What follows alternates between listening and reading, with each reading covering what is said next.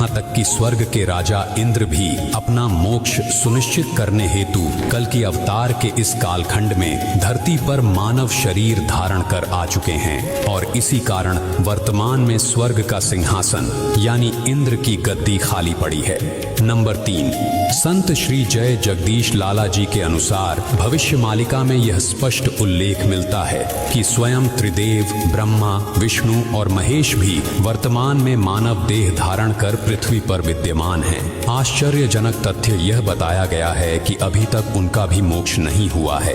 दर्शकों, यह वह परम पावन स्वर्णिम युग है, यानी एक वास्तविक गोल्डन टाइम चल रहा है जब स्वयं 16 महाकलाओं के स्वामी, सृष्टि के सृजनकर्ता श्री जगन्नाथ महाप्रभु यानी कबीर परमेश्वर जी अपने भक्त का स्वरूप सृजन कर मानव शरीर में प्रकट हुए हैं। स्वयं महाप्रभु यानी कबीर परमेश्वर जी का इस धरती पर प्राकट्य मृत्यु लोक में मानव देह धारण किए हुए प्रत्येक जीव को मोक्ष प्रदान करने हेतु हुआ है।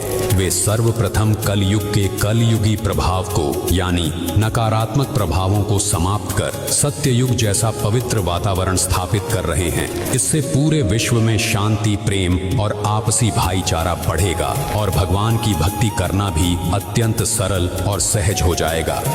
दर्शकों, इस वीडियो में ऐसी कई और आश्चर्यजनक घटनाओं का विस्तार से वर्णन किया गया है जिनका आध्यात्मिक विज्ञान और सटीक प्रमाणों के आधार पर गहन विश्लेषण करके समझाया गया है, जिसके माध्यम से विश्व में शांति और सद्भावना का विस्तार होगा तथा आपसी प्रेम और भाईचारा और भी मजबूत बनेगा।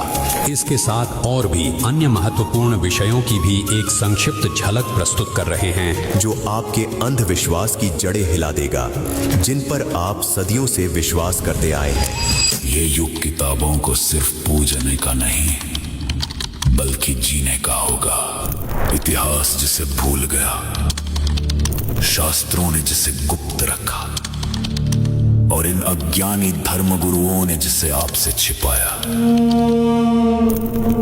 आज उस महासत्य से पर्दा उठने जा रहा है। पहला, दर्शकों, सदियों से एक कथा हमारे कानों में गूंजती रही है कि भक्तमती भीलनी शबरी के झूठे बेर श्री रामचंद्र जी ने खाए थे। लेकिन क्या आपने कभी इन दावों की पड़ताल शास्त्रों के पन्नों में की है? सच तो यह है कि यह केवल एक श्रुति और दंत कथा मात्र है। हैरानी की बात यह है कि इस घटना का कोई भी प्रमाण न तो गोस्वामी तुलसीदास कृत रामचरितमानस में मिलता है और न ही ऋषि वाल्मीकि द्वारा रचित मूल रामायण